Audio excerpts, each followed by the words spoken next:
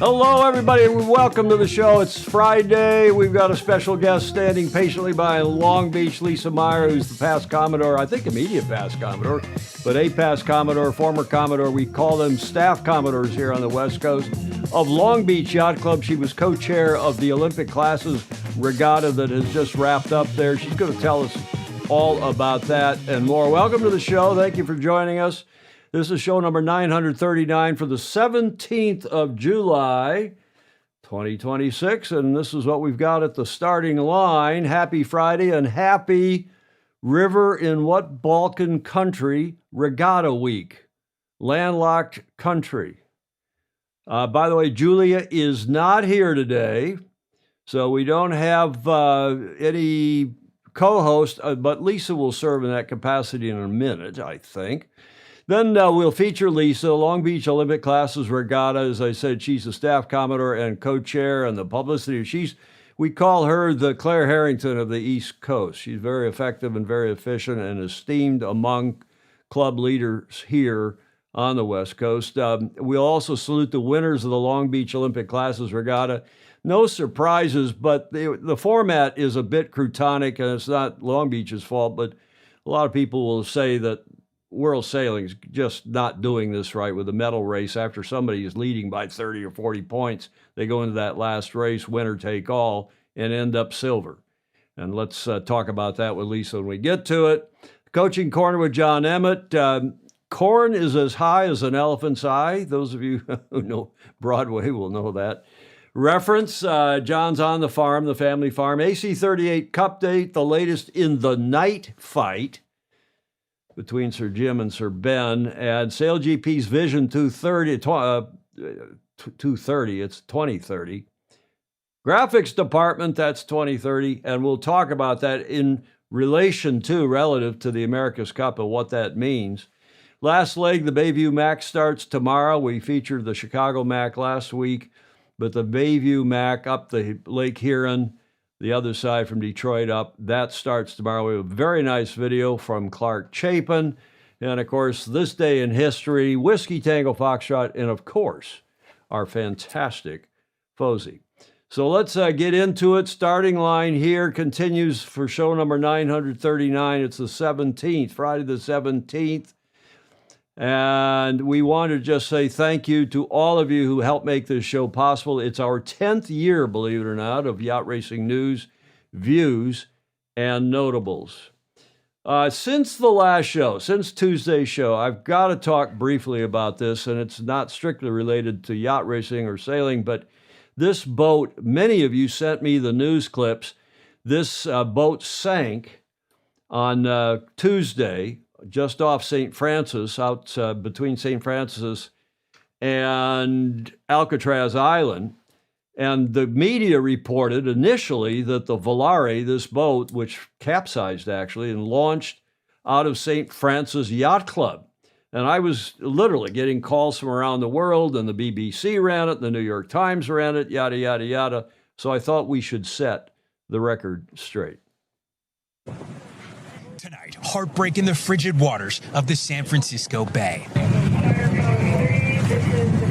As crews search for 3 people still missing after a 50-foot cabin cruiser capsized and sank near Alcatraz Island.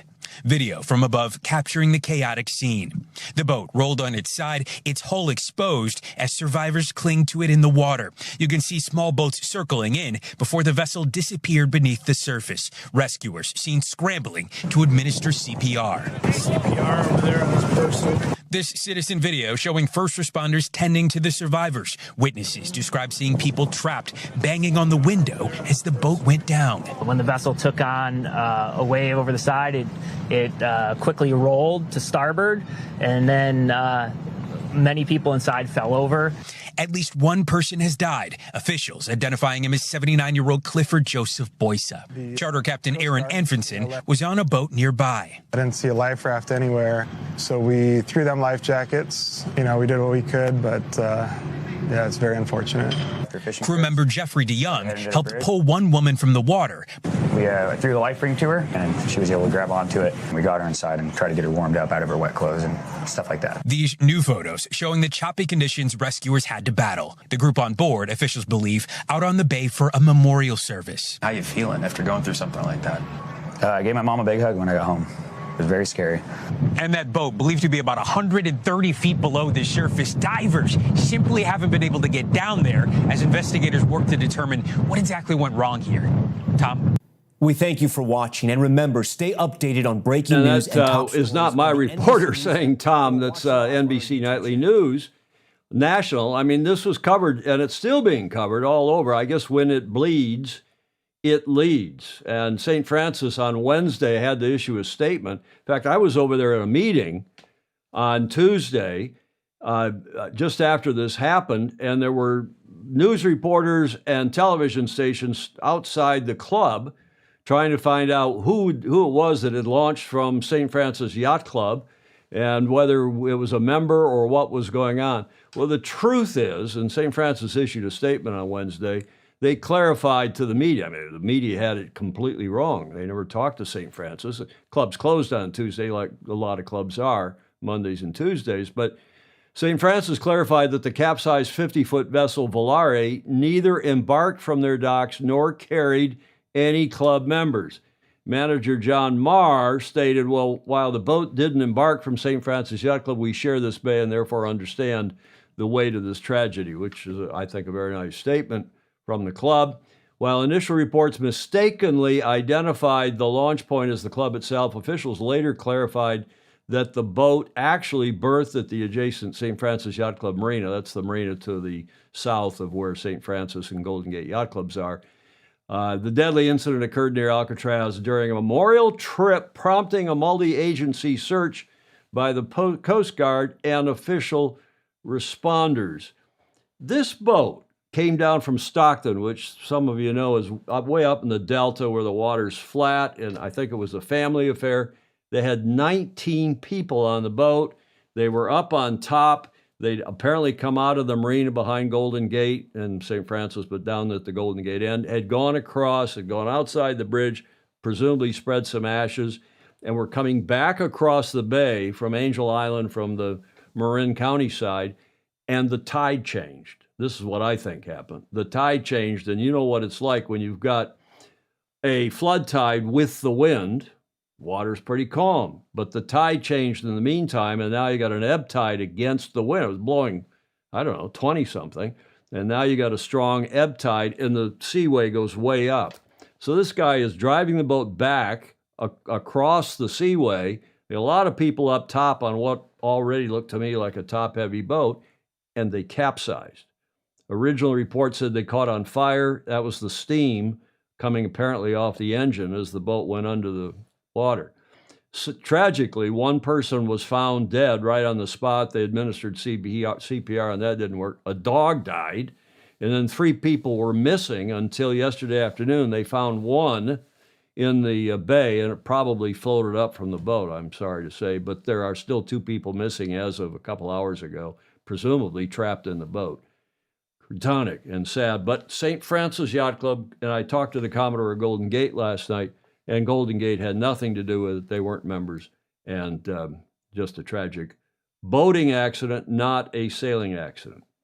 Also on Tuesday's show, we mentioned the Slip, Slop, Slap campaign that has been going on in Australia since 1981. I remember this campaign when we were down there for the 85-6-7 America's Cup. Sid the Seagull combats skin cancer with the Slip, Slop, Slap campaign, and that has been very successful indeed. And here is the latest iteration of that campaign with horrible rap music, but it's fun. Are you ready for the Slip, Slop, Slap? Right, it ain't too cool being a sunburned fool. It ain't no fun frying in the sun, so slip on a shirt. Slip is real hip. Slap on a sunscreen. Sun so clean. Slap on a hat and beat the cancer flat. Slip on a shirt. Slap on a sunscreen. Slap on a hat and do the slip, slop, slap. Right. Be sun smart this summer. Slip on a shirt, slap on a sunscreen, and slap on a hat and do the slip, slop, slap. Right. Well, I hope you enjoyed that half as much as I didn't. But the campaign goes on, and apparently it's been quite successful. And bravo Zulu to the country, to the sailing crowd, because they've all embraced it. And Phil Yeomans wrote me after Tuesday's show when this came up and said, Tom, Julia, I watched the show on replay. The Aussie saying slip, slop, slap also now includes slide, or rap, I've seen it as well, W-R-A-P. Slip, slop, slap, and now slide on sunnies, for the obvious reasons that, you need eye protections too, because the sun reflecting off the water and so on and so forth. So bravo Zulu. Thanks, Phil Yeomans, for following up on that from our Tuesday show. This is my favorite clock, and you know that I have been pushing for years to lock the clock. Either, I don't care if standard time or daylight time, but lock the clock. Just do it. And as I must have had 20 of you sent me reports from your news media, both inside the states and beyond, because since our Tuesday show, the House of Representatives in this country has voted to do just that. And so congressional lawmakers have long taken an interest in passing laws to ditch the switch and make daylight saving time permanent. The issue, though, has generated a lot of lobbying and strong advocacy from interest groups, including the golf industry, filmmakers, farmers, and educators. Support and opposition do not fall along clean party lines, but ultimately that bill did pass. I'm going to put this up on your screen. We appreciate everyone for participating in this poll, as the House has decided to pass a bill to make daylight saving time permanent. It's passed H.R. 139 by a vote of 308 to 117. In fact, it is interesting here that there was such a high favor there, but it honestly reflects what we have here in our own Live Now poll, with most of folks there voting in the affirmative to say that they would like this to be permanent. So that's the good news, that not only did the House pass it overwhelmingly, bipartisan, both Democrats and Republicans voting for it, but apparently the polling shows something like 80% of people support locking the clock, which is, again, something we've been pushing for a long time. The bill still has, or some similar bill has to pass the Senate, which has been a little loosey-goosey on all this. But the president says if a bill passes both houses, he will sign it. So maybe we're just past this business of changing the clock, which is an anachronism from World War I. Maybe we're really getting to the point where we will lock the clock. And I again don't care if Michigan wants to stay on standard time year-round because they're so far west in the Eastern time zone that they should be on Central time. If Hawaii and Arizona want to stay on daylight or I don't care. But stop changing the clock every 5 or 6 months. Croutonic, in my never so humble opinion. This came from one of our foes after that House bill was passed, and a protester saying Trump wants children to wait for the school bus in the dark. And the young, fit lady, obviously very bright, like Lisa Meier, said, can't schools just shift times 1 hour instead of forcing 320 million people to change the clocks? Which is, that's what I don't. If you think you're having to get up in the dark or do something in the dark, move everything an hour later if you're leaving the clock on daylight time year round. Okay, enough of all that. It's my rant for the day. Progress. And thanks again to all of you who sent in reports from around the world, including Peter Taylor, who sent us that cartoon. Okay, what are we celebrating today? If Julia were sitting here, and she's not, she would probably know this. It's called the Drina Regatta. It's actually this week, the 13th through the 19th, annually, and it's in the landlocked country of Serbia. The Drina Regatta began in 1994 in a small town of Banja Basta, Serbia. Locals inspired by the history of river rafting in the area started this unique event. It was a way to honor the ancient tradition of wooden rafts who once navigated these waters transporting goods. The initial gathering was modest, with only a few enthusiasts braving the waters in handmade rafts. Now, you look at this is the photo that came with that. You can see there's Optimus or some kind of little boats in there, but apparently it's not a sailing event, although they do have some sailboats in it. The event kept growing, and soon it was attracting international tourists. Today, thousands gather every year to participate. It has become a symbol of the region's culture and major touristic, that's my word, not theirs, tourist attraction. Despite its growth, the Drina Regatta has never lost its roots. It remains a loyal tribute to the river and the people who once relied on it. From humble beginnings, it has turned into a celebration of tradition and community spirit. So, of course, I had to ask ChatGPT, are there any sailboats in this thing? I'm going to run with it. ChatGPT came back and said the short answer, not really, at least not in the sense that we sailors think of sailboats. The Drina Regatta is primarily a mass recreational river float, not a sailing regatta, and all those boats below. But obviously there are some sailboats that sail and some people, so it's a massive, really, river raft race. In Serbia, every year, this is the 31st annual. It was the 31st annual in 2025. And for those of you who are geographically challenged, Serbia, of course, landlocked there between Romania and Croatia and the other countries to the west, so on. And I thought you should see that little map. And here is a quick video of what goes on in this raft.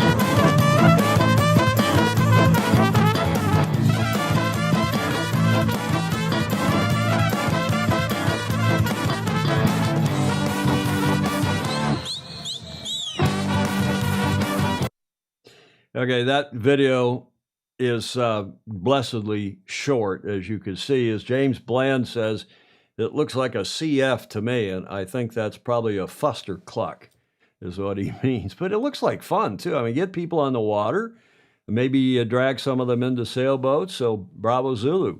Phil Yeomans, who we mentioned a minute ago, he's saying good morning from soggy Sydney. Peter Stevens, a.k.a. Pedro Foiling Sailor, likewise from down under G'day, overcast and cloudy in Sydney.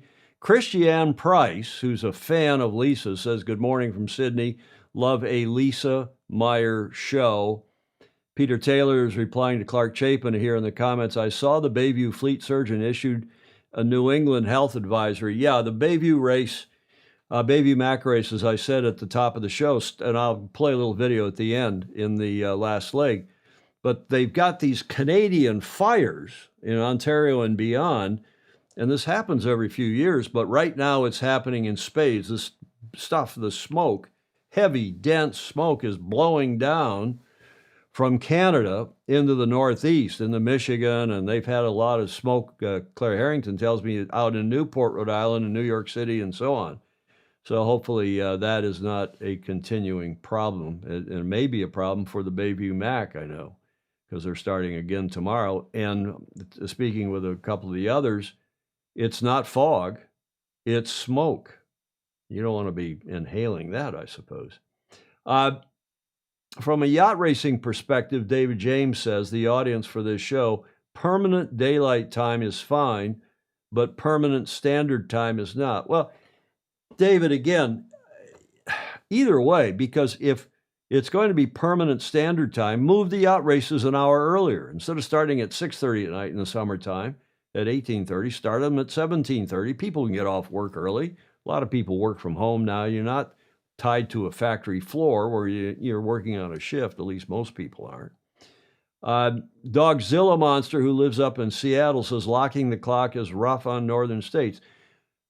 Dogzilla Monster, a.k.a. Stingray, if Seattle or the state of Washington, which in my opinion does a lot of weird things, that's another issue.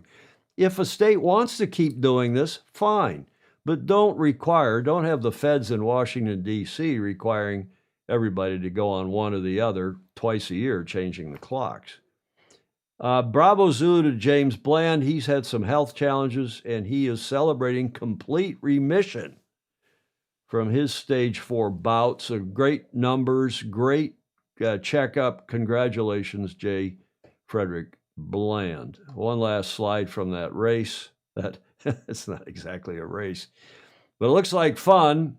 And there's an accordion player. I don't see a banjo player there, so they probably wouldn't have me there. I don't know how to play the accordion, although a lot of you seem to think I do.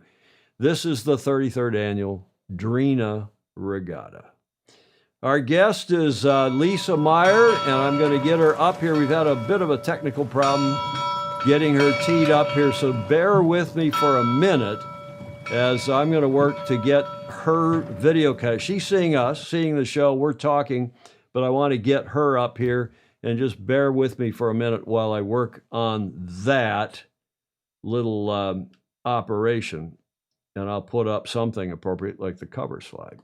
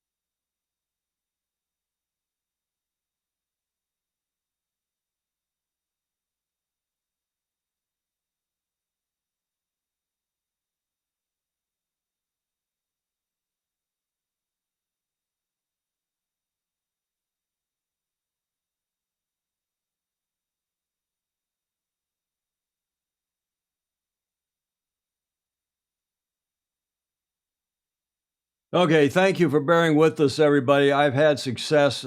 When in doubt, we have backups for backups here.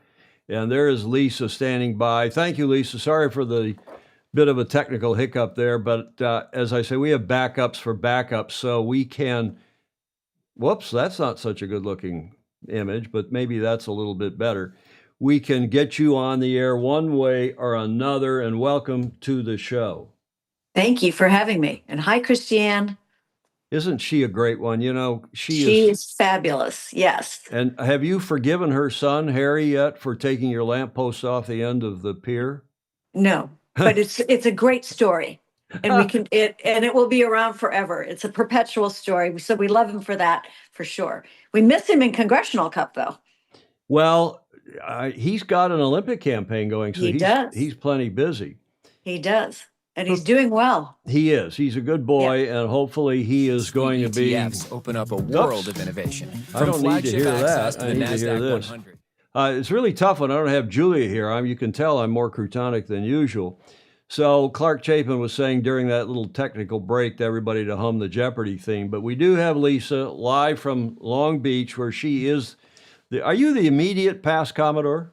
I am. So that at Long Beach Yacht Club, that makes me Junior Staff Commodore, which some people introduce me as the Junior Commodore, which and at our club, that happens to be about a 15-year-old. So I'll take that.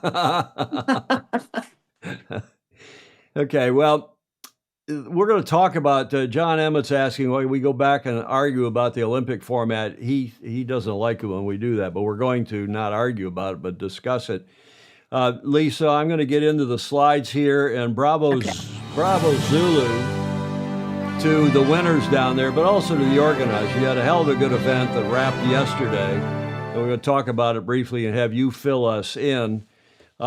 It started last weekend. The road to the LA 2028 continued this week as the world's best kiteboarders and windsurfers. You hosted those two classes. this That's week right. at Long Beach. Those two classes descended on Long Beach for the 2026 LBOCR, the Long Beach Olympic Classes Regatta. More than 100 athletes from around the world did compete, July 13 to 16 on the waters off Belmont Shore, which is where we held the 84 Olympics. You were, Lisa, I don't think you were born. I was not. You weren't born then when we Oh, did no, that. I wasn't there. I was certainly born, but You I was weren't not born there. then. I was the jury secretary and the technical delegate. Wow. But it was a lot of fun. One of the world's premier high-performance sailing venues, that is, the waters there off Long Beach, and the future, and of course the Congressional Cup, and the future home of Olympic sailing competition during the LA 28 Olympic Games. Lisa, you've got these clubs involved, ABYC, Alamitos Bay Yacht Club, which is there right just down the waterfront from you at Long Beach Yacht Club, and then these partner clubs, all esteemed Southern California clubs, and that's my Balboa Yacht Club there on the left, of That's which right. I'm a proud member, That's right. and their neighbor, BCYC, Bahia Corinthian Yacht Club, Cal Yacht Club, which is in Marina del Rey, there up north of you in LA, or north and west. And then Newport Harbor Yacht Club, which is down near Balboa Yacht Club in Newport Harbor. What did all these clubs do? So we've been working on these regattas, remember, since before Marseille.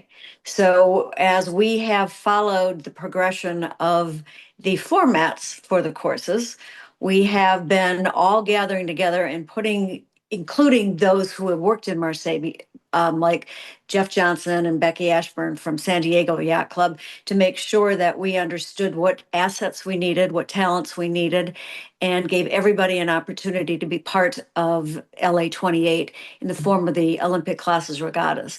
So we have taken the best of the best, and everybody has an opportunity to be involved. It does certainly take a bit of the world, Southern California, to put these regattas on, to make sure that we give the Olympians, who put a lot of time and money in, and some of them are not funded, to come to Long Beach to get some of the best racing experience that they can. So we really appreciate all of those volunteers. You know, I wrote a different press release for the public and helping them to understand what a volunteer is in our world, because what they may understand a volunteer does is somebody who comes in and spends a little time and feels good about it. What they don't understand is that our volunteers from all the yacht clubs around the world are highly trained, they're highly experienced. Most of them are sailors and competitors themselves, and those that are working on this regatta are certified. So having for instance, Pam coming up from BYC with the Markset bots and all of her expertise is fabulous, and we need that. Cal Yacht Club and all of us who have been working on regattas with the foils and the boards and the kites, you know, that's somewhat new to some people. It's not just the keel boats or the dinghies. So we need everybody. It's been great, really good. Well, that's what I hear. I've talked to a few of the competitors. I've talked to a few of the other folks that you know, people like John Sangmeister, who's a stalwart member of Long Beach Yacht Club, maybe ABYC too, I don't know. But Bravo Zulu. And your co-chair, we didn't know if he was going to make it on. Tell us about your co-chair, because I understand he is both a past Commodore of Long Beach, but also of Alamitos Bay Yacht Club. He is. Mike Van Dyke is co-chair. He's also on the board of U.S. Sailing, and he has been sailing in these waters since he was a kid. So he and John Shadden grew up together racing and sailing. And if you remember, John Shadden is a bronze medalist. And so he's been very instrumental in working with our formats and the Olympics here as well, the Olympic Classes Regattas. This is Long Beach's 65th Olympic Regatta. So they've been doing this for a really long time. Neither Mike nor John Shadden have been doing it for 65 years. Certainly not that, but both very involved since their youth. So Mike is a great partner, or I feel like I'm honored to be a partner with all these people who've been doing the Olympic Classes Regattas for so long. Yeah, I, of course, know John Shadden since forever, and I knew his dad and mom. I stayed with them during the Congressional Cup days in the early 80s. And, of course, we had the OCROC, the Olympic Class Regatta Organizing Committee, that did the pre-regattas in 81, 2, and 3 leading up to the 84. Yeah. And it's what you're getting now is just superb training, superb experience. Plus, the sailors, of course, are getting accustomed to being able to sail in these waters, where some number of them will be sailing in 2 years' time. Speaking of Tom, you know what? We go follow ahead. that same format that you guys developed back in the 80s. It worked superbly then, and it's working great for us now too. Speaking of the early 80s, some of the leaders, and we talked about this on Tuesday's show, a past Commodore of Long Beach Yacht Club, Chuck Kober, who's long gone now, and I used to stay with Chuck and Adria. I mean, we talk about it a lot on this show, how important volunteers are. But Chuck Kober, who was a great leader in SoCal and through that whole of 81, 2, 3, and 4, and as you know, Adria Kober was the first female Commodore of a major yacht club, as far as I know, in the U.S. I think that's right. If not beyond. And this is before it was politically correct to have female Commodores, not that it was for you or for Claire or any of the others that are now, a lot of great female Commodores. But Adria was a Commodore of LBYC back at a time when that was probably not a popular decision with some members or popular person to have, but she was, like you and like Claire Harrington and like a few, just a tower of power, worked all day, every day, and a major contributor to our sport. Terrific gal. Should we talk about the sailors? Let's talk about the sailors. Okay, so here are the results, and chime in here. We'll start with the Formula Kite men. There were 33 entries, and the perennial star from Singapore, Max Meier, has won again, and then Ricardo, and then, I don't know, how do you pronounce Keban Huang? Let's go with that. Okay, Keban Huang from China was third. And Noah Runciman, who we featured on Tuesday's show, we'll go back to him in a moment because you kindly sent a photo. But what's your impression of this group? And didn't Max have a brother sailing in this regatta? He did. Max sails for Singapore. His brother sails for Switzerland. And this was Max's first time here in Long Beach. So, and there were a number of them. Emma also, who won on the women's IQ foils, had not been here before. And I'm not sure if Gray from Australia, a number 2 on the foils, had been here. So it was really fun to see them experience the waters of Long Beach. And because they've all come off Worlds or different events, and coming straight here to Long Beach, that's not easy to make that sort of transition. A lot of them have been here for a week or two to make that time change transition. Ahead of the regatta. Ahead of the regatta, and are staying as well. So as long as they've put the time and resources into being here, they're going to spend as much time as they can. But they did, and it was interesting talking to Max, because as I said, it was his first time here, and having come over and needing to adjust to the time change, and then the waters and wind that we have here, and the wind direction that we have here. Almost all of them, without exception, and we got off 15, 16 races for them over the 3 days before we went into the medal races. So that took a lot of cooperation between the race committees, and also getting impact from the sailors and or input from the sailors and their coaches to make sure we got that done. It was incredible. Yeah, and to be fair, it now that it's easy for you and the race committees, but Long Beach has about the best sea breeze, about the best sailing conditions anywhere. It's not as windy as it is up here in San Francisco. It's not as light as it is in San Diego, but you're west facing with that cool water offshore, and the land heats up inland. And you have a beautiful, I mean, the 84 games could not have been better. And of course, Congressional Cup, which is earlier in the year, sometimes suffer from lighter air. But this time of year, July, August, in Long Beach, it's no better. There's no better place, as you know better than I. And all of the classes should be being raced there, not some of them up in Hurricane Gulch. Or do you want to not comment on that? Well, here, I will make one comment about that. We also have all of the other classes are in town as well, because they're preparing for their Olympic classes regattas. And what we're doing is helping all of them prepare. Whatever we can do to prepare, it's best for the sailors. We are hosting a lot of them here in Long Beach. No matter where they're racing, they love being part of the waters and the community here, and we love having them. So that's my comment. But I do want to Go talk ahead. about the breeze a little bit. What's interesting too is that LA28 is that group is also preparing for what in like 2 years time, like from the day 2 years time. So what's also the conditions can change in Long Beach, particularly if we have Santa Anas.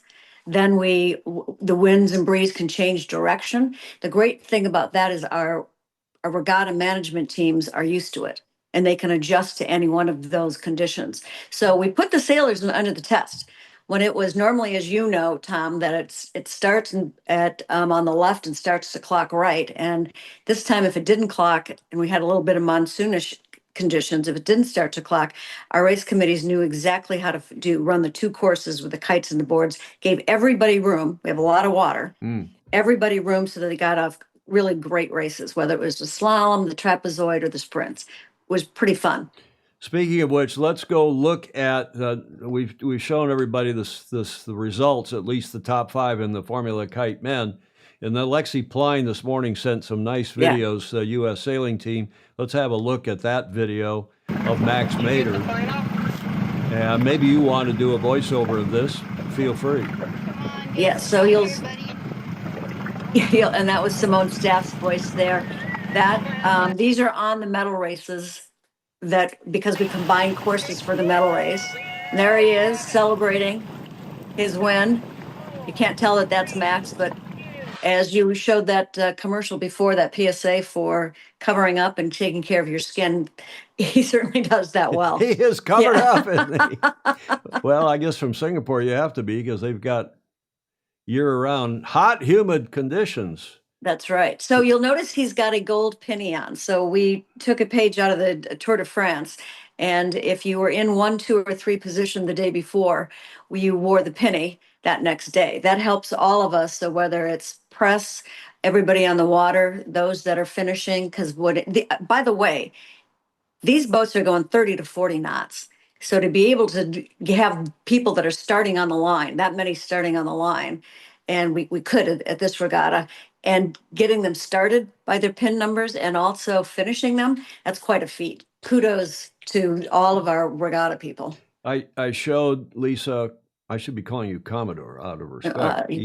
Once a Commodore, always a Commodore.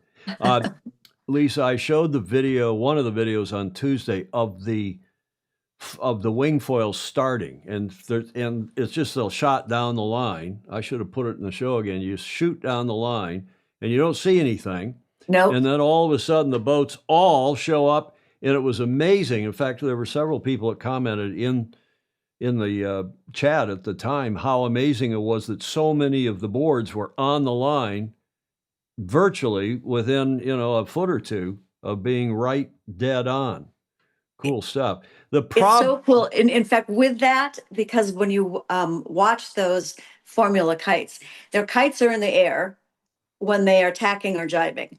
Yep. And then they come down to the side when they are lower, and that's where they get their speed. And in talking to them, I was asking, so how long does it take you to get up to speed? For instance, on the IQ foils, and Emma from GBR, who took first place, said about 10 to 15 seconds.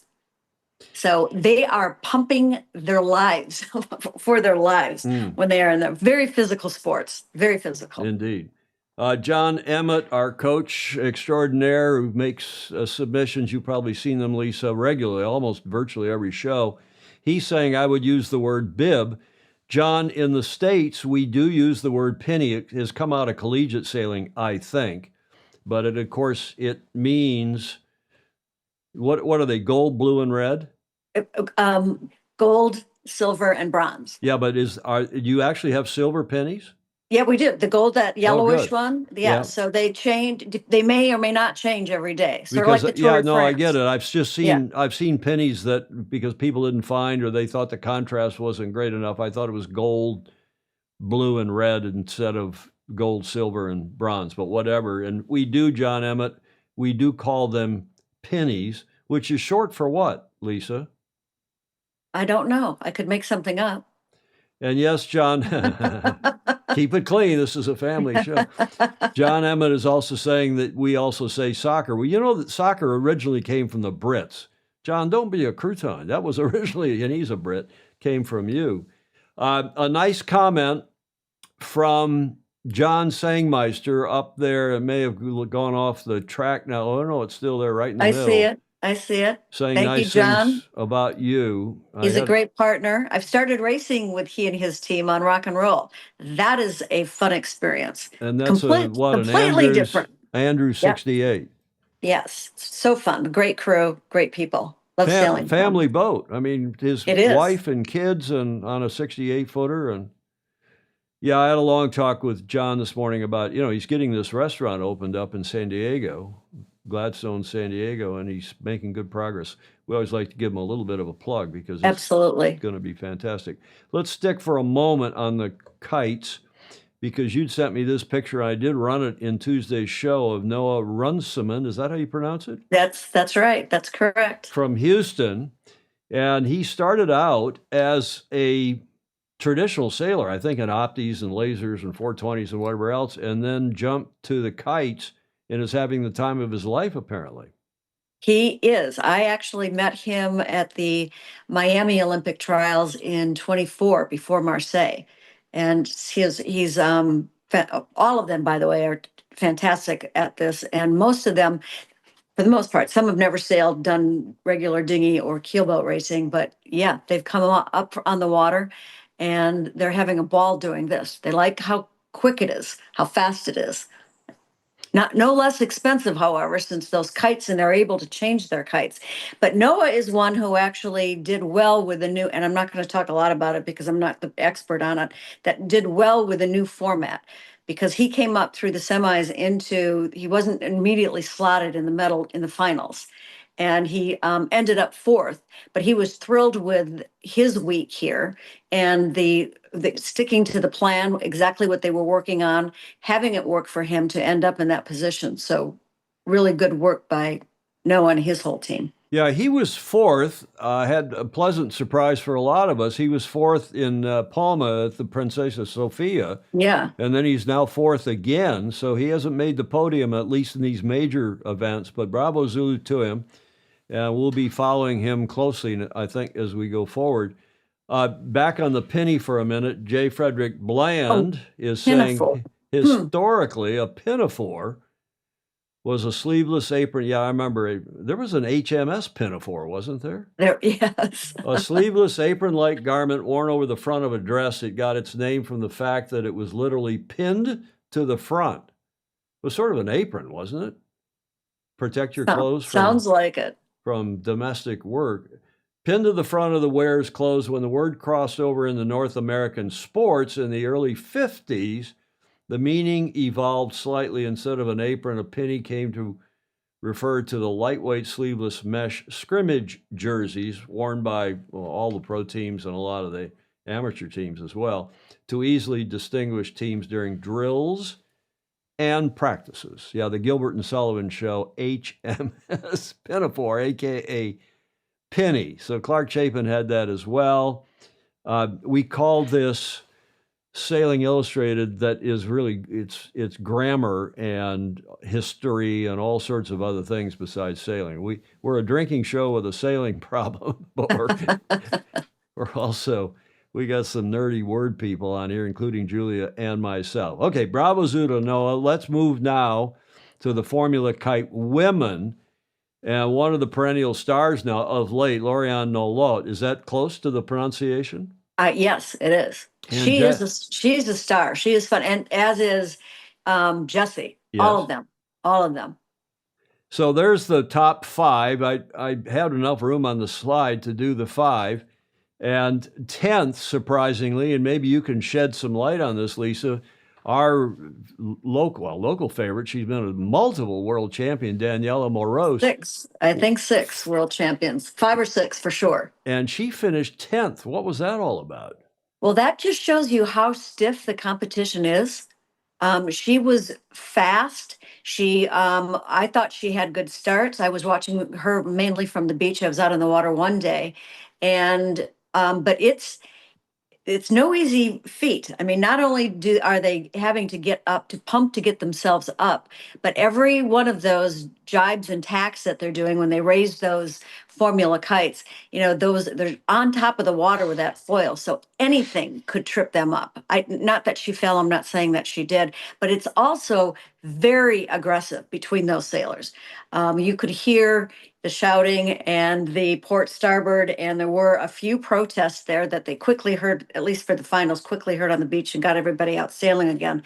But it's great competition. So if it's somebody like Daniela finishes in that place, in 10th place, how hard it is and how competitive these sailors are. Well, let's look at the videos of Lauriane Nolot, the winner from France. Yes, here she comes now. She got herself ahead because they went up and down the course. We love her, up and down the course twice, and she pulled ahead at the last windward mark. And because I talked to her afterwards, and I said, "So what were you thinking there?" She goes, "All I was thinking of is don't do something stupid. Don't trip yourself up your head. Just finish." And she did in style for sure. And proud of all of these athletes, and they are all so friendly in the camaraderie between them, because it's a hard sport for all of them. The foils, the boards, they are also the camaraderie, and they're learning from each other. The coaches all talk to each other. They're talking to the race committee. It's amazing. It's been really great. Well, have a look at another video of her celebration afterwards with her coach. Speaking of her coaches, I don't know her. I've not met her that I remember, but she seems like a amazing, not only athlete, but just a lot of fun. She seems relaxed and jubilant. Yeah, when they're on the beach and they've got a little bit time in between, you should see their TikTok videos that they do. They're also very agile and coordinated. They're amazing, amazing athletes. Lisa, I made a mistake. I am the graphics department, and I was cut and pasting from Max's up that graphic in the upper left corner, and I left SGP. And thanks, Clark Chavin. I apologize for not getting that right. I just want, before we leave the kites, I just want to say that last night I was over at St. Francis for a party, actually. And Thursday nights is when they do, traditionally, they do kite surfing, kite boarding. And now that's been virtually replaced by wing foils. Yes. Last night, and I haven't been over there on a Thursday night to look out on the bay and, pay some attention to what was going on, but I did. And what used to be all kites is now virtually all wing foils. And that, a lot of people in the chat will tell you that it's their opinion. They think that we will end up with wing foils in the 2032 Olympics, as opposed to the kites. Because I'll go back here. I'm going to go back a video and play that video again. Because here's the problem is, I don't want to see that video, although that one's okay too. But the problem is, you see, if you're focused on the player, you can't see the sail. And if you're focused on the sail, you can't see the player. Right. The athlete. So, okay, it looks like fun, but for the uninitiated, especially, they're saying, what the hell is this contraption? So I do think the wing foil is the coming thing. And we're seeing huge turnouts at the wing foil junior worlds. We've been covering that on the show, Lisa, as well. Is there any talk among the sailors about all that? It feels like they all wing. Doesn't matter, and at all ages, by the way. So if you're looking at the America Cup sailors, the SailGP sailors, these Olympians as well, I'm not so sure about the kites and the foils because they're busy on those. But it feels to me too, here in Long Beach, up and down the coast, everybody's winging. I had the chance to be in New Zealand earlier this year, and all the rock stars doesn't matter the age, are winging. So let's watch that space for sure. There's a fellow St. Francis member here, Lance Burke, Lance 31415 on YouTube, and he said last night there were 70 competitors for the Thursday night slalom. He was at the same function that I was attending. And David James, who's a judge and maybe an umpire as well, but for sure a judge, says even with the appendix for the special rules, kite surfing protests are horribly complex because they sort of get wrapped up in their work, if you know what I mean.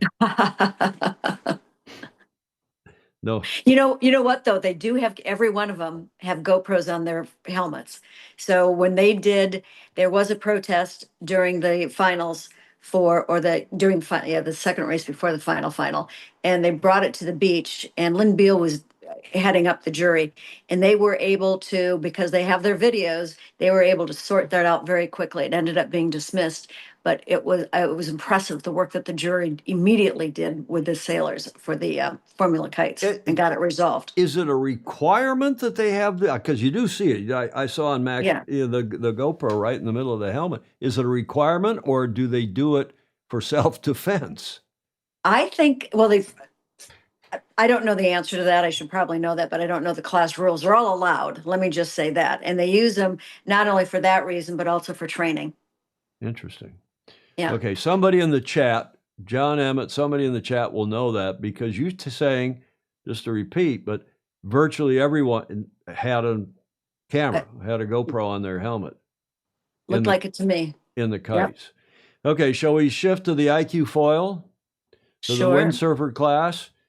And Lance Burke is saying, yes, it's also for sponsorship that you have those cameras on so you can shoot video and promote yourself. Good thought. Thanks, Lance. Kunbai, how do you say it? Kunbai? Kunbai. Kumbaya, my word. Kunbai. Kun, K-U-N, by the China Water Sports Administration. Did he sort of run away with the regatta?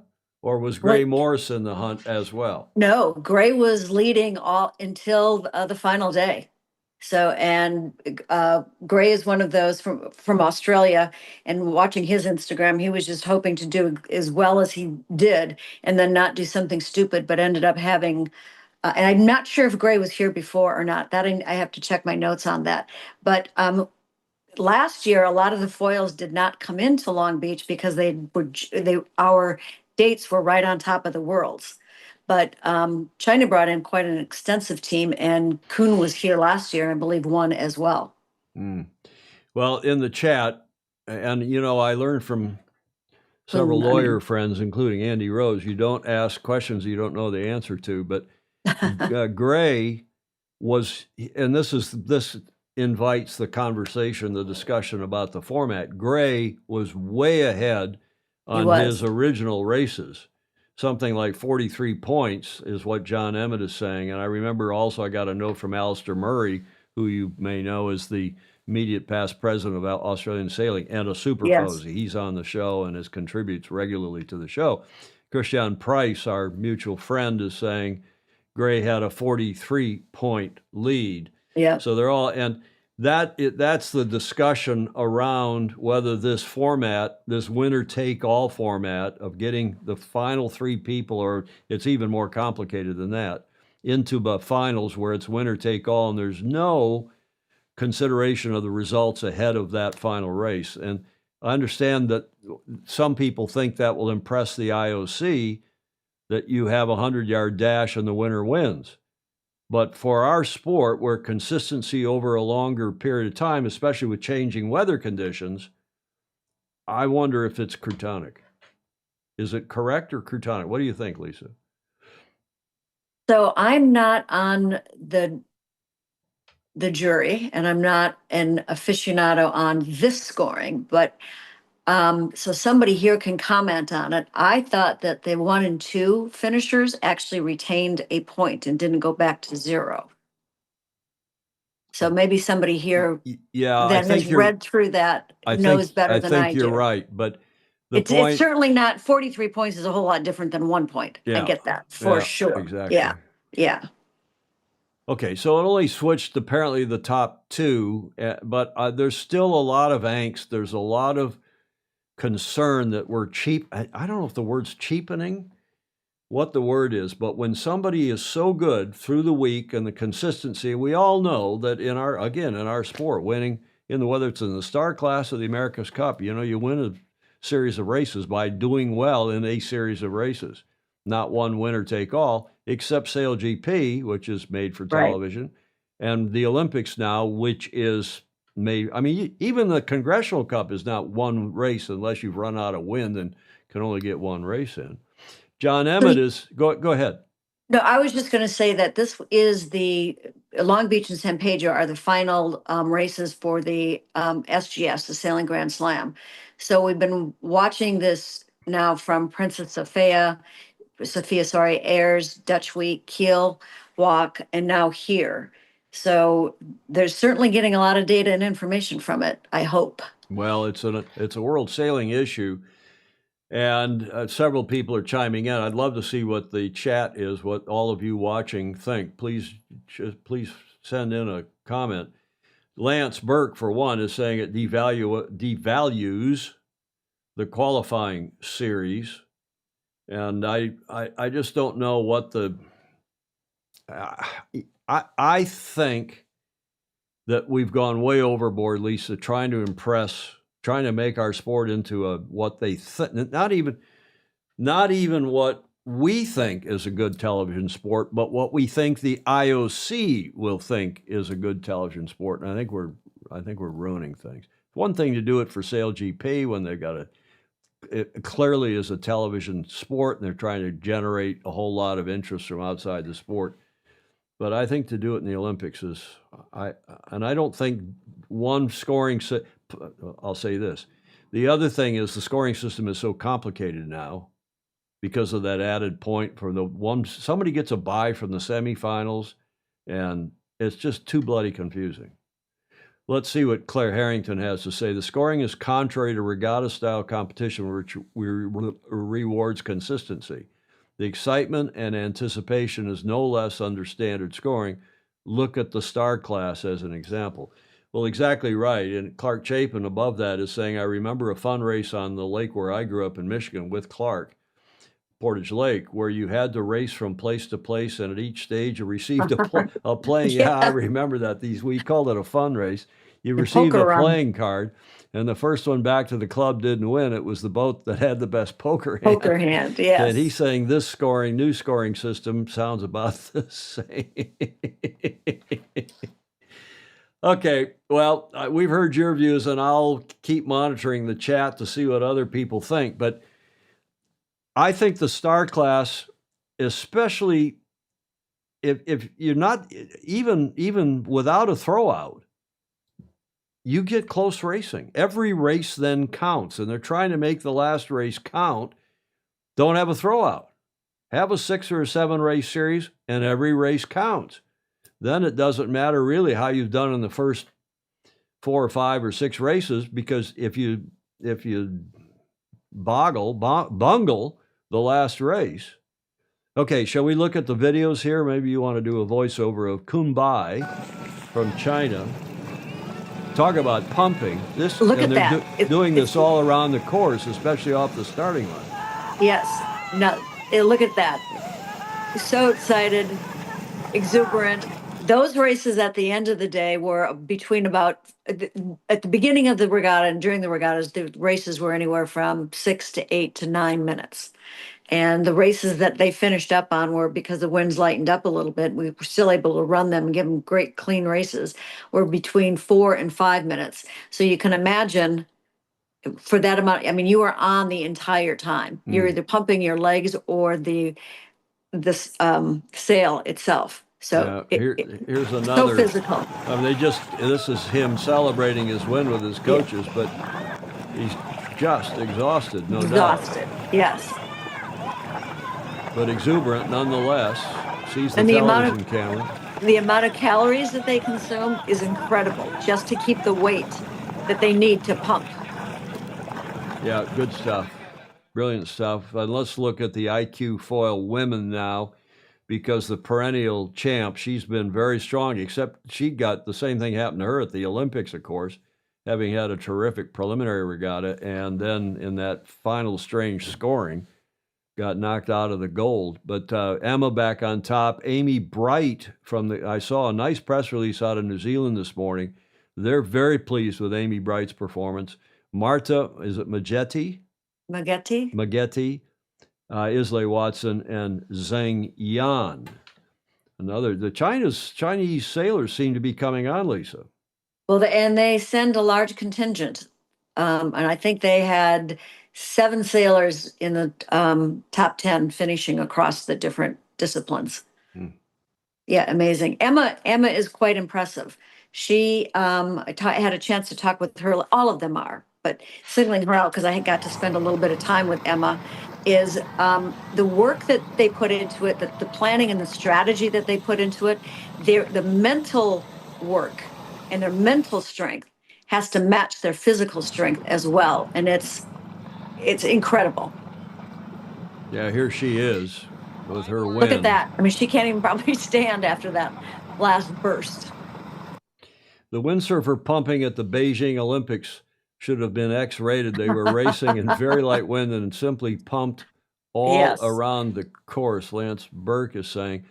I want to conclude that by saying thanks again to Lexi Pline, who works for U.S. Sailing and the U.S. Sailing team, and she was taking those nice videos. Much appreciated.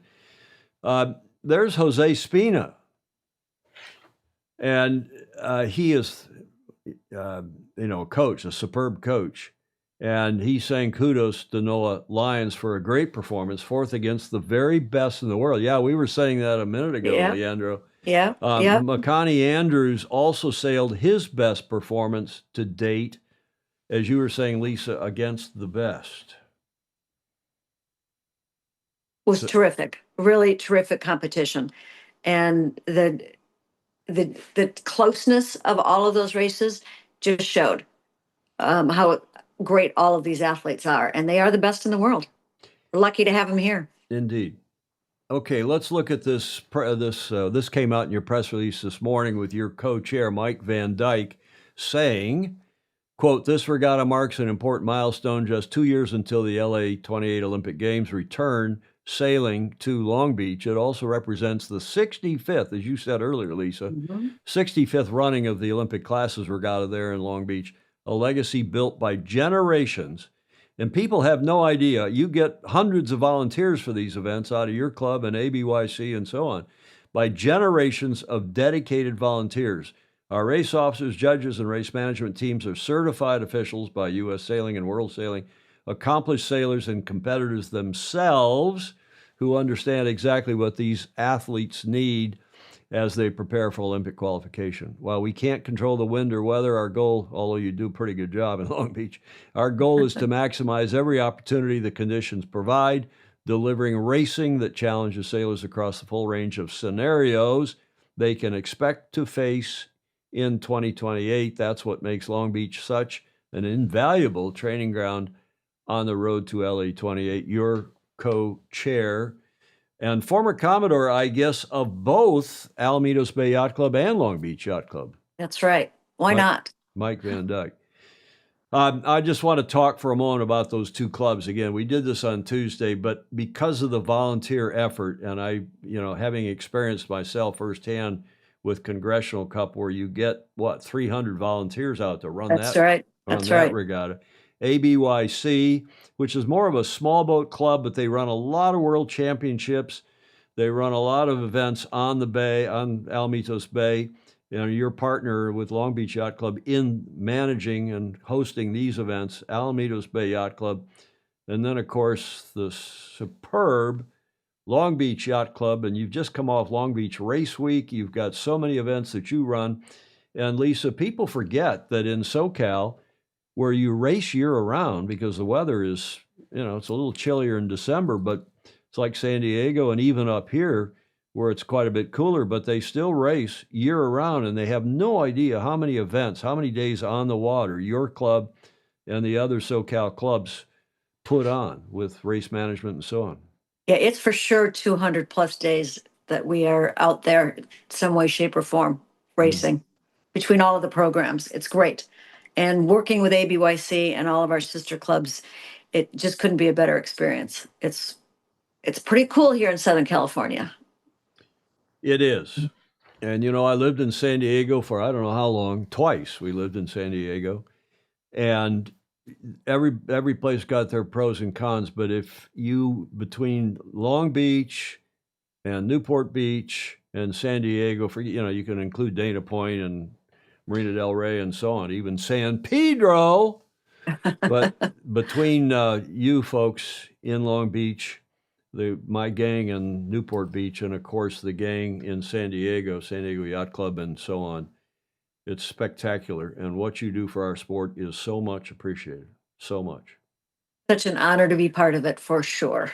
One last question. Tom Fishbeck, who you may know from Newport Beach, he's saying LBYC has a fleet of Solings as well, I think. You want to tell us a little bit about those Solings, how they ended up as your kind of in-house fleet and how often they get used?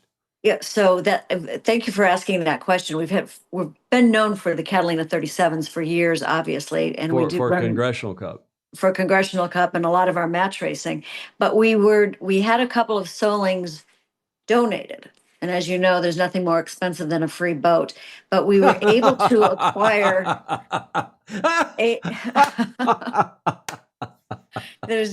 we were able to acquire 8 of them and now a 9th. And we've worked with Dennis Choate, many of you know him, to make them all matched. So we call them club Solings. And we use them for adult sailing, junior sailing, match racing, and they also allow new sailors, adult sailing, new sailors to come and be part of it before they grow from the Soling to perhaps even a larger boat or a boat of their own, but they are spectacular.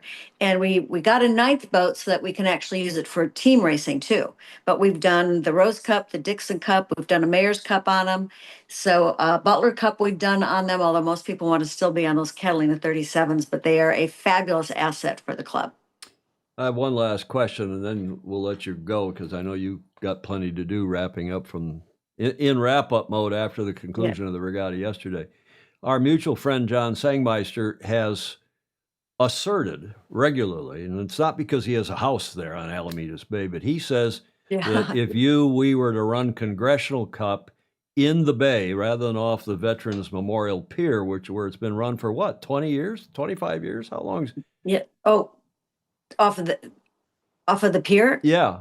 Oh, yeah. Well, we just had our 62nd Congressional Cup, but off of the for pier years you ran it outside the breakwater because that's when I was judging and umpiring. You did it then, yeah. But when did you move it to the pier? So that's a good question too. But order of magnitude 20, 25 years, right? Yeah, for sure. I was thinking maybe 30, but yes. And it's been a great venue because you do have spectators now up on the end of that pier, as you will for the Olympics. I understand they're going to do a redo of that pier a little bit, an upgrade. We've been working with the city on that, which will be good for all of us. But obviously with the date 28 in mind, we've accelerated the process. So I'm pretty proud of that too. Good. Well, that'll be better even for other regattas that you run off that pier. But let's go back to Sangmeister for a minute, who is a good friend and a super Fozy here. Well, you know Fozy, friends of Sailing Illustrated. Of course. Yeah. I've just made you a Fozy, by the way. Thank you for having a pier. Well, thank you. John thinks you should run Con Cup even on the 37s in the bay. He says you'd have tens of thousands of spectators. The racing would be fine. And, you and I know some of the old guard who started this thing and our old dear friends. Yeah. And they kind of put that, it gained some traction at your club a 3 years ago. And then the old guard put their collective feet down. What do you think? Well, it may not have been so much the old guard as it is working very closely with the city to ensure that we can actually do it. But I agree with John, it would be a spectacular spectator event if we had those boats in that smaller bay and ran them. Every time that we end the Congressional Cup, we get permission from the city to run the boats, the 37s in with the spinnakers flying down the jetty and into the bay. And it's spectacular. Exactly. So John's not wrong about that for sure. Well, we'll see if you and John and others can move that ahead, because I happen to agree with both of you. I think the racing will be closer. I think the spectating will be better, and go do it. Make it happen. We'll put that on the list too. Commodore, final thoughts? Thank you for having me on. And we are appreciative of everybody that has helped, that came before us to do the Olympic classes regattas and what we're running here, and appreciate everybody's comments. So, and if there's anything that we can do for you, or you want to come down and join in the fun, please do. Okay. I am going to spend more time down there because I'm now a grandpa. My daughter, who lives in San Diego, is has hatched her first babe anyway a few weeks ago. Congratulations, Grandpa. So that's nice. And of course, I love Newport Beach, and I'll be down there the week after Yes, this you will. coming week. Are you going to come to Gov Cup? I am, absolutely. Are you Every year. presenting? Are you presenting the invitation to Ficker Cup to the winner of the Gov Cup? Well, the Commodore gets to do that, but since Commodore isn't my title, I always weasel my way in. Well, I know I saw you there last year, maybe the Yep. year before, so I hope you come Yep. down because you're a hell I of a will lot be. more fun than most of those Commodores at Long Beach Yacht Club. Well, Don't. No, you know what I mean. they're all fabulous. They but, are great You run games. such a great event, the Gov Cup, and it's a feeder, obviously, into Ficker Cup and then Congressional Cup. Cole Tapper came up through there, Jeffrey Peterson. It's been great. Hey, So you know, we we're have very, to be there. Excuse me. We're very proud of the fact that Cole Tapper won Congressional Cup and the Governor's Cup in the same 12-month period. I mean, Andy Rose and Long Beach Yacht Club and the job that you all do, but Andy Rose has been crowing about that. He's been writing press releases about that.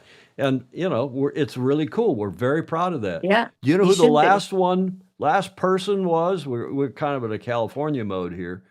Do you remember who the last person was that won Gov Cup and Congressional Cup in the same year or 12-month period? I don't. Tell me. Argyle Campbell. Wow. And I think Andy was crewing for him. I'm not calling tactics. Oh, wow. I'm not Wow. 100% sure. But that's not before we were born, but it's 30, 40 years ago. Something like that. So that's a feat. That's quite a feat. It is Cole is indeed. having a great career.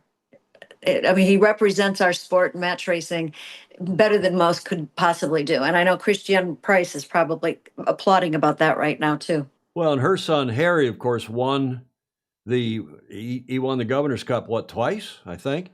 And he took your light pole off the don't we still call that Price Point? Yes, we do, for sure. And I remember when Davy Price managed to find some of the bits and pieces and made a presentation of it, didn't he? Is that one of your trophies now? No, we Perpetual? made it to him. We made it to him. You And I did. think we had the entire pole and light that we handed him.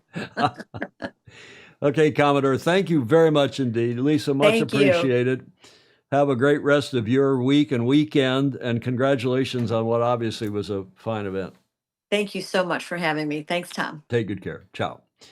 Lisa Meier, the immediate past Commodore of Long Beach Yacht Club. And I have that picture in the PIP still up in the picture-in-picture because it is such a spectacular club, as is LBYC, as are all those other clubs that help put on this regatta. And I think in the coming weeks, I think you'll see hopefully equally good race management and hosting by the two clubs up in San Pedro, who will have 1 week of some of the boats. I can't remember what the mix is, but I think the FX and the 49er FX and the Nacras are 1 week, and then the other boats the other. Lisa would know, but I've let her go. She's going off to do busy things. Lisa Meier, the co-chair of that regatta, and we appreciate very much her coming on. Christiane Price appreciated it too.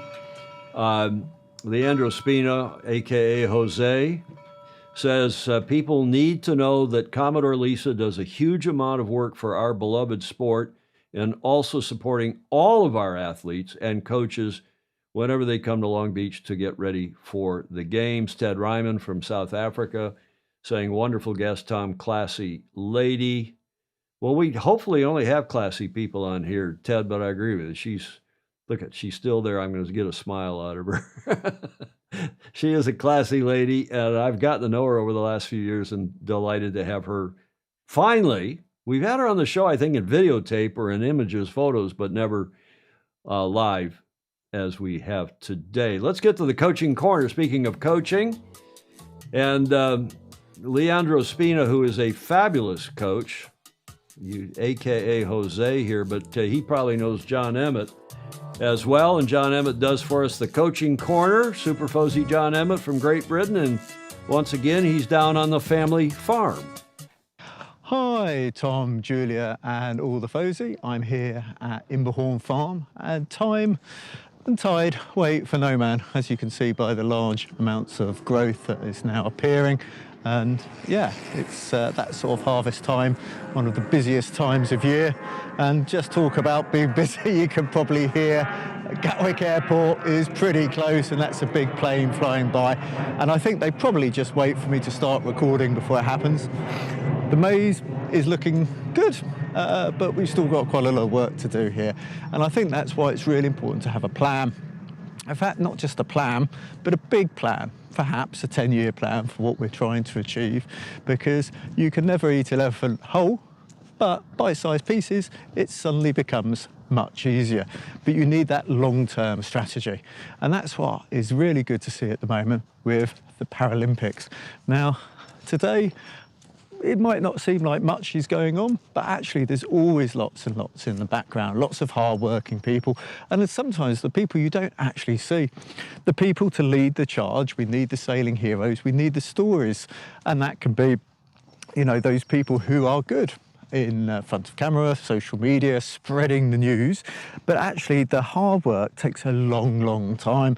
I see it a lot with youth sailing, where people are very surprised that somebody suddenly starts performing at senior level. A great example is probably Eve from Ireland, but she was on the circuit at 15, 16, just trotting away and, you know, having a pretty hard time. And I guess originally quite a lot of time in Silver Fleet before you get Gold Fleet, the first half of Gold Fleet, top 10 of Gold Fleet, and then finally podium. And then suddenly it looks, wow, really consistent. Where did you come from? But with parasailing, we need to have a long-term goal. And it's the same with sailing, whether you're in or out the Olympics. It's very important that you have that mass participation, that broad base of the triangle. So it's a case of welcoming new people into the sport. And in terms of getting new people into sport, non-sailing families are gold dust. If you come with sailing parents, it's quite likely the kids are going to be sailors, but getting people from outside the sport and bringing them in is incredibly important. Now, this year, I'm obviously hoping for some good news, because after the Olympic events are announced, they will announce the Paralympic events. And obviously, we really hope to have some good news for Brisbane. But let's keep on the steady push and think it's not about today or tomorrow, but the next 10 years. Sail fast, sail safe, have fun. I like that expression, gold dust. And I don't know how many of you in the chat came into the sport, grew into the sport because your parents sailed, or one of your parents, or even in my case, the grandparents sailed. So I think John's spot on. And the challenge is to get other people into the sport who aren't necessarily from sailing families or grew up at a club or whatever. And we got to spend more time on that. We should probably have a forum or two here on Sailing Illustrated when we have a moment. John Emmett, I guess I'll play his closing video, and then we'll talk briefly about what's going to happen in 2032. We always do. John Emmett Sailing, get to the front of the fleet. And speaking of 2032, the push for Paralympics, for sailing back in the Paralympics is on. And anything you can do, help, whether it's with your governing body, whether it's with any organization, with getting sailors on the water who are challenged, getting people to regattas. We need that because we really want to get sailing back in the Paralympics, either as a demonstration event in 2032 or big picture long term back in the Paralympics. And we'll get the IPC, the International Paralympic Committee, as John said, taking a decision sooner than later. Ryman is saying you'll have a good crop of blackberries judging by your brambles. Nice report. Thanks, John. Okay, I will thanks again to Lisa Meier who came on, and it's I think a lot of you like it when we have guests, and I do too. So we'll maybe focus a little bit more on guests. Next week, we're going to do Road to the Governor's Cup. Andy and I are going to catch up because we've only done 2 sailors so far of the 12. And before we get into that regatta or during that regatta, we'll do quite a bit of work with interviews and so on with the kids, with the sailors. Next week, regular show on Tuesday and Friday. And then I'm in Long Beach from Sunday all next week. We do 10 shows the following week, 10 live shows in 6 days. And then we collapse. Well, actually, I go to San Diego and see my new granddaughter. J. Frederick Bland says, no, I'm not from a family of sailors. I taught myself to sail and race at a small yacht club in Michigan. I didn't know that. Tell us where, James, where in Michigan you learned to sail, as that state is somewhat close to my heart, as you all know. What happened on this day in history? And as I said earlier, Julia is not here today. She's fine. She had a doctor's appointment, I think an eye check. So she may be back. I don't know if she's upstairs now in her apartment in the Commodore's suite or not, but she's not here. So I'm going to count on all of you to figure this out. What happened on this date in 1814? And here's a clue. Somebody has got to get this sooner than later. While I'm waiting for you all, Ed Worley says, I was the first person in my family to take up sailing. Luckily, I had mentors that took me under their wings. Tom Fishbeck says, I sailed Hobie Cat, still trying to learn how to push lead through the water. Oh, dear. Anybody know who that is?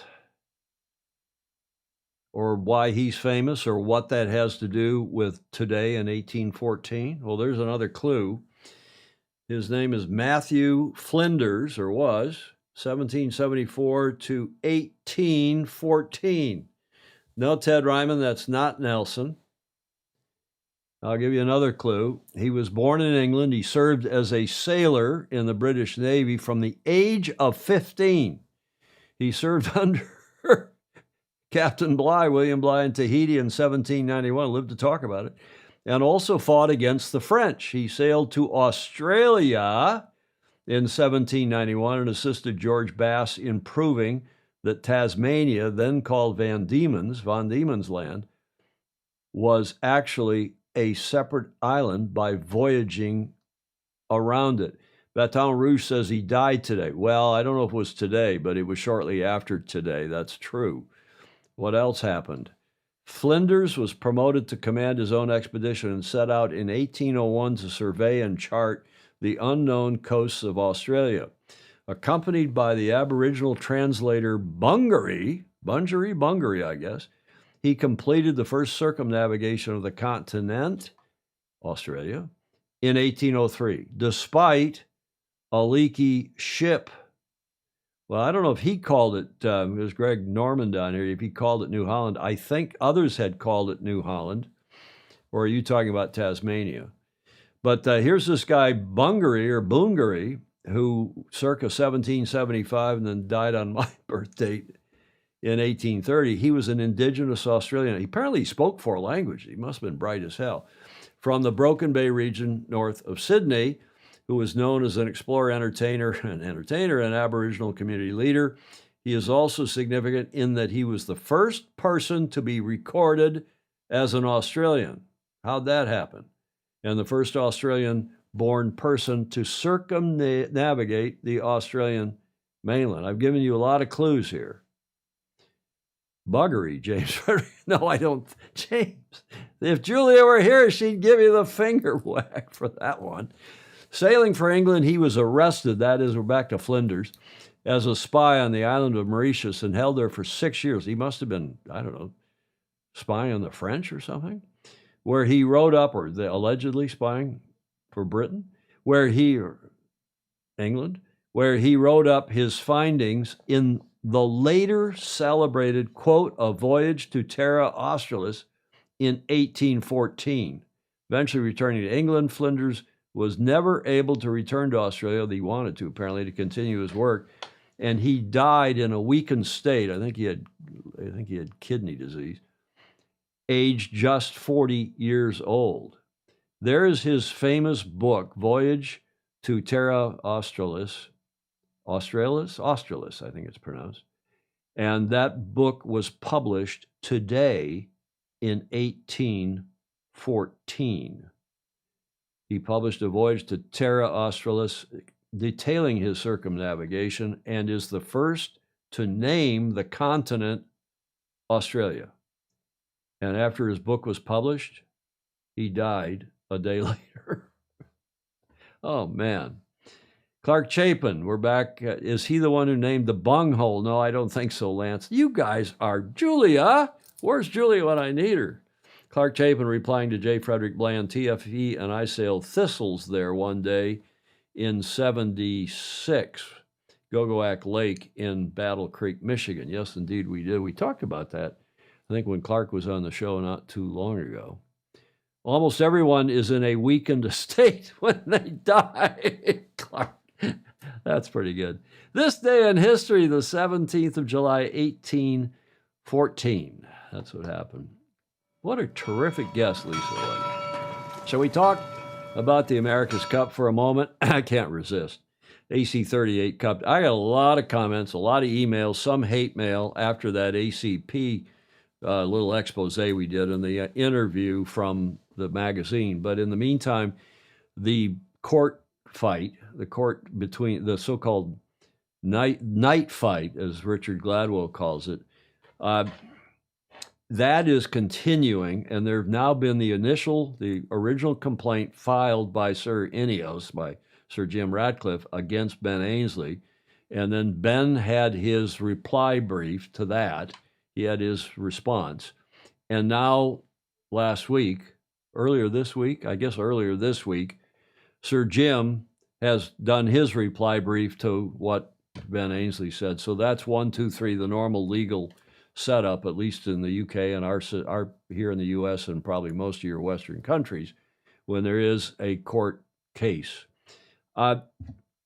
Richard Gladwell has written a very good article, as usual, on Sail World, headlined America's Cup, Ratcliffe downplays threats and claims in Brit's AC-75 standoff. It's an article from yesterday, and it was a terrific article as usual. The latest and I'm just going to excerpt a couple paragraphs from it. The latest and last reply in the ongoing legal spat between Sir Jim Ratcliffe and Sir Ben Ainslie has just been released by the UK Admiralty Court. Remember, it got moved from the business court or the commercial court to the Admiralty Court.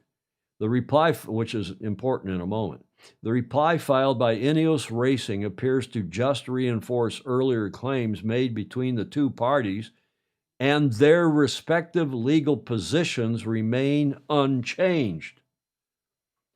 And it's an S fight of magnificent proportion.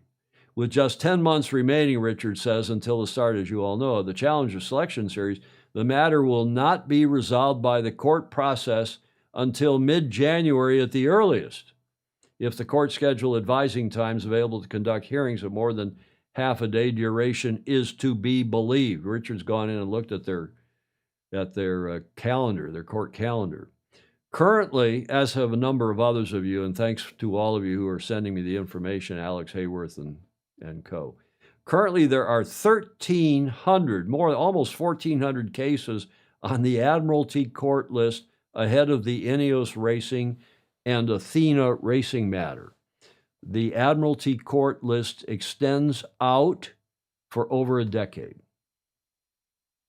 Unbelievable. That's Richard Gladwell writing on sail-world.com. And then there was this article that I ran on Tuesday that a lot of you sent me responses, some polite, some not so polite, but most of you agreeing that it was Kurtonic, that this article, I asked all of you what you thought. But I think they've dug their own grave. I think this guy who's the new CEO of ACP has said, well, yeah, our whole purpose here is to have a commercial exploitation of the cup and to supplant, he didn't say it in quite so few words, but obviously to supplant the deed of gift with a new order, a brave new world. And that isn't going to fly, Commodores, ladies and gentlemen. It's not going to fly with the AG in New York, the Attorney General. It's not going to fly with the courts, in my opinion. So the headline for that article was Marzio, who is the new CEO of ACP, steers legacy sailing property, America's Cup, a legacy sailing property, which is what it is and what it should continue to be. He's steering it into a new era.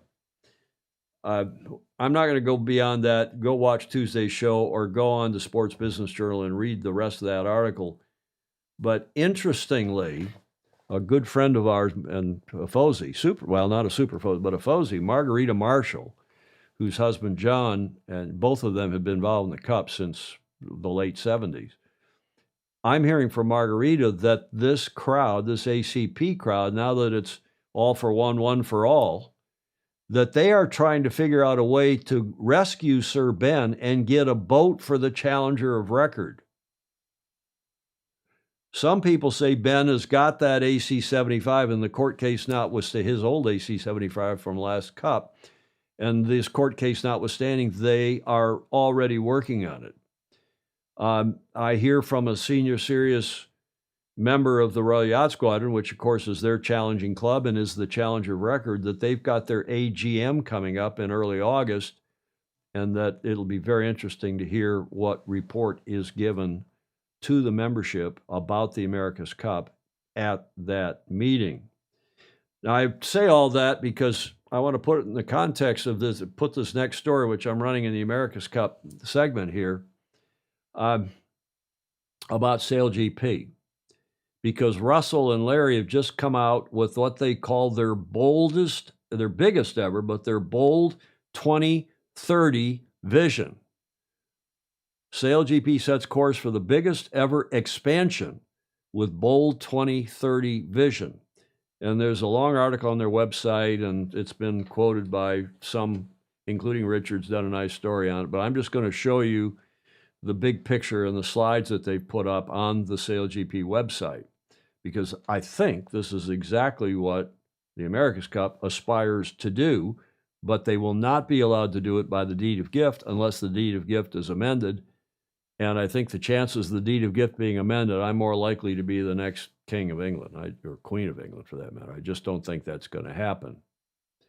And inside Great Lakes Sailing, that of course is Greg Norman, who, by the way, is sailing in the Mackinac race. That's the Bayview Mac up Lake Huron, which starts tomorrow. I heard from Greg this morning, and he says indeed it is smoky, and they are a little concerned about the air quality, but he is on a 52-footer, on a GL52, one of these originally TP52s, Santa Cruz 52s that have been acquired and now are quite a good fleet in the Great Lakes. And he's saying that Marzio, that is the new CEO, has been clear that the deed of gift means nothing legally to the new organizers, that is to ACP.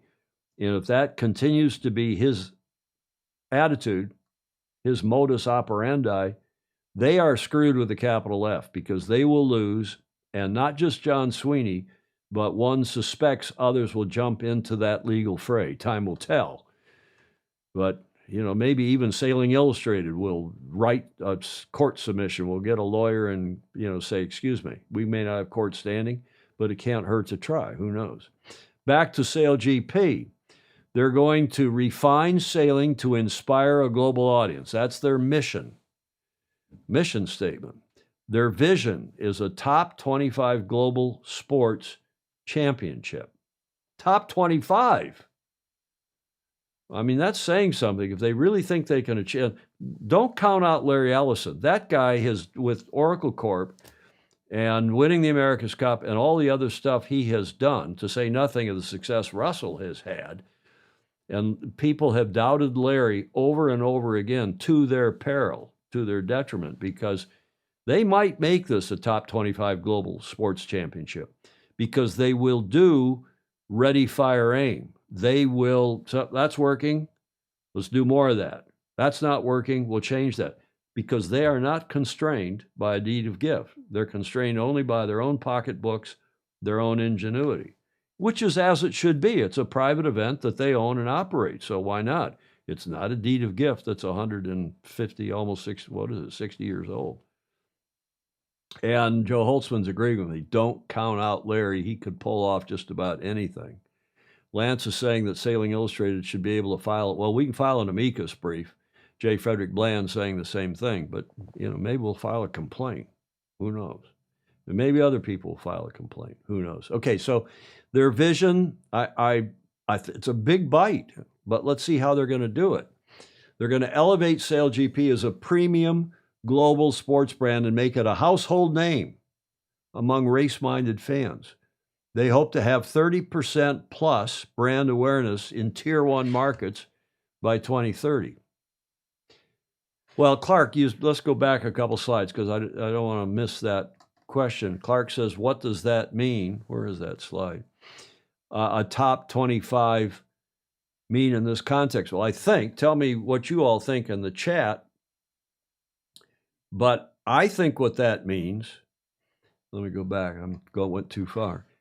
I think that means that if you look at all the major sports championships, whether it's cricket, rugby, ice hockey, basketball, baseball, American gridiron, Australian rules football, obviously football, soccer, and tell me what other, golf, tennis, the Grand Slams, the Masters. There's a lot of major events, but they are aspiring to be among the top 25, and I think, Clark, in the context of eyeballs, of interest, of fan interest, spectator interest, of uptake, television and otherwise. So that's they want to become an iconic brand. They want to have big brand awareness by 2030. They want to have scaled viewership, create and distribute unmissable broadcast entertainment, and must-watch content throughout the season. They hope to have by 2030, 30 million people, not house of people, tuning in per event. That's a big number. Fan base depth. Connect and grow a broader global fan base through exceptional on-site and digital experiences. By 2030, 5 million plus fans in their database. 5 million. Embed a partner-first mindset, strengthening collaboration across the SailGP ecosystem. By 2030, have 3 times what they have now in terms of global fandom. We'll win together, they say. And finally, perform consistently. By 2030, 250,000 spectators rocking the waterfront per season over, tell me what, 12, 13, 14, 15 events? That's a lot of spectators per event, so especially for a silly sailboat race. And I'm not calling SailGP silly, but for our sport, those are big numbers, as you all know. Ensure consistency across the calendar, events, planning, and execution. Okay, so that's the global plan for SailGP. Bold plan, no doubt. Aggressive plan.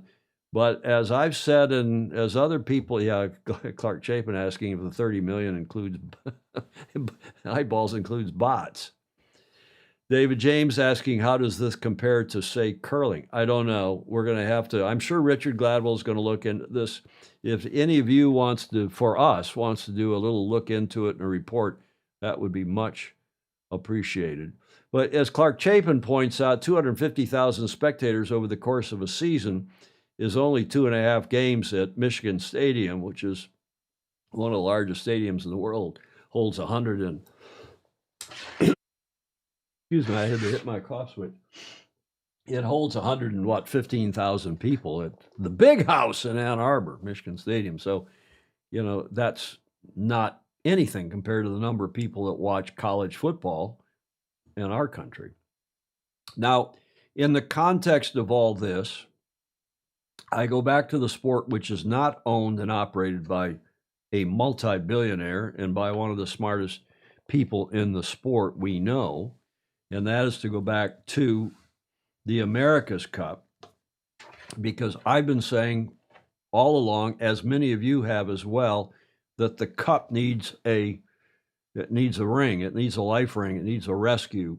And I had a simple 6-point plan to rescue the Cup that I put forward almost a year ago, but the bottom line of which is, and I've said it in the recent shows, keep the AC rare like the Olympics and the FIFA World Cup. Stop trying to make the AC into SailGP, let alone F1. Sailing is a niche sport, and the America's Cup is a niche event that will never have mass appeal. Read the deed, and yes, respect it. So I'm sorry to repeat, but if SailGP is going to go in that direction and achieves half those numbers, The America's Cup, forget it. You're never going to get the America's Cup in that direction. You got 6 teams, 5 teams if you're lucky, 6, on boats that people can't afford, that have no afterlife. Read the deed and instead make the America's Cup rare. Make it the FIFA World Cup. You can have UEFA having games all year. You can have the American Professional Soccer League having games all year, every year, and so on. Then once every 4 years, have the America's Cup, like the FIFA World Cup. Like the FIFA World Cup. What is the chat saying? Okay, Greg Norman's you got to go back and read the chat, as Julia always reminds us, because there's a lot of interesting comments that I don't have time to read or simply miss because there's so many coming in. So I thought you'd find that interesting in comparing and contrasting those two. There's no way ACP can pull something like that off. Can Larry and Russell? Maybe. Maybe. Okay. Let's get to the last leg. We're an hour and 41 minutes into this show. And as usual, we've got our new music composed by the late, great Scott Joplin and performed by the New York Yacht Club's Commodore Claire Harrington, whom we call BOFA for breath of fresh air. Or Claire the We start here. I didn't set this up. This is the last leg, and I want to set this up because this video was sent in by Clark Chavin. We covered the Chicago Mackinac race last week, and when Clark and I were together in Michigan. And now we're going to give you a very brief video on this weekend's Bayview Mac that Greg Norman and many others of our friends and foes are racing on. These races alternate. 1 year, Bayview Mac up Lake Huron from Detroit up to Mackinac goes first, and then the next year, Chicago Mac goes first, and every now and then they have a race from Chicago to Detroit. We won't get into all that, but here's this really nice video Clark sent about the Bayview Mac, which starts tomorrow. We start here. To go here. We practice here to win here. We're friends, family, Newcomers. And old goats. We disappear from the sight of land. We sail up the Michigan shoreline and through the darkness of a Great Lakes night, competing, navigating, always pushing, all for the stories. And sometimes the glory in the Bayview Mackinac race. Every sailor has a story. Come sail with us to hear them. Nice video, isn't it? And as J. Frederick Bland is saying, 12 meters and J boats, like the big J boats from the 30s, have an afterlife. Well, we're seeing that. And on and on and on. But this race will be fun. I hope their air quality is not too bad from these Canadian fires, which are being blamed by their prime minister on climate change, on global warming, when they're probably not doing a really good job of tamping out the fires or stopping them before, as they're growing, stopping them before they get out of hand. Okay, that's the last leg. Thanks again, Clark, for sending that in. Best wishes to all of our friends who are on that race, because it can be rough and difficult on Lake Huron, just like it can be on Lake Michigan over on the west side. The D block, Julia's favorite, most interesting man in the world. He's back. He's back doing commercials here in this country for what's the beer he does it for? I can't remember. You all in the chat will remember. Whiskey Tango Foxtrot, and just a brief one here.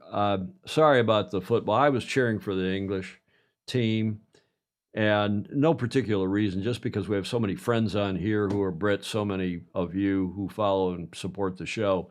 Oh, Harry, don't cry for me. Don't cry for me, Sargentina. Okay, I thought that was funny. Ryman sent that. Thanks, Ted. And it's going to be a fascinating game. It's Sunday, I think, at noon our time here.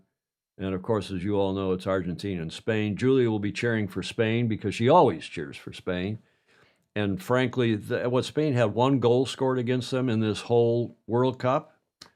These guys, the Argentinians, they seem to come back from deep in the hole as they did against the Brits. They were down 1-0 with only in the last few minutes of the game, and they came back and won it 2-1. So with Mr. Lionel Messi, one never knows. After my kid moved out, I put my pouch on Airbnb. I don't know. After an hour and 45 minutes, I get kind of silly. And I put that in, though, because Greg Phillips sent it. And he and Ted sometimes send jokes that are not so clean. So when they send a clean one, I almost always stick it in. Lance Burke says, we don't have climate change in the U.S., so we'll be fine. Big surf coming to SoCal. 2/3 tropical storm system. Well, we got some warmer water, don't we? J. Frederick Bland asking, why don't we ding Canada for air pollution that everyone is so fond of doing to the USA? That's a good question. Clark Chapin reminding us to like, share, and follow, which is what Julia does here at the end of the show. Blake Middleton, all the smartest people sail. Thank you, Blake, again for contributing that. We always like to end the show with that, except my beloved father, 93-year-old father, who likes to say sailing isn't for everybody, but it is for anybody. And we got that shot when I was back in Michigan a couple weeks ago. Last week. It gets us to the finish line where Clark and Julia say like, follow, and share, and where I say comments are welcome, even in replay. We're one of the few shows, live shows, that doesn't shut the comments down because people are polite. The people who watch our show don't name call. They don't make personal attacks. They don't use coarse language. And by the way, if they do, the rare time that somebody does, Julia, who goes through and reads the comments after the show, it's one and done. If anybody does that, they just get blocked forever. So maybe that's part of the reason why. Comments welcome in replay, as I said. We also want to thank all of you who support us via Patreon. We would not have a studio. We would not be able to pay our streaming fees if you all didn't support us. We're deeply appreciative of what you do on Patreon, or send us a check, or send us a bottle of booze. Not that I drink, but whatever it is, thanks again for your support. And we will also thank those who gave us audio, images, and video for today's show. There's the long list, as usual. And as I said, we're missing Julia today because she has an eye doctor who only is in the local office, I think, on Friday. So she had to go over there this morning. Didn't think she would get back on time. She's probably back now. I didn't hear the elevator, but she may be upstairs listening, watching the show. I hope so, and we'll have her back for sure on Tuesday. We're doing shows Tuesday and Friday next week. Then I'm down in Newport Beach for the Governor's Cup. Thanks, everybody. Have a great weekend wherever in the world you are. Enjoy the game on Sunday. And in the meantime, sail fast, sail safe, and have fun. Ciao for now.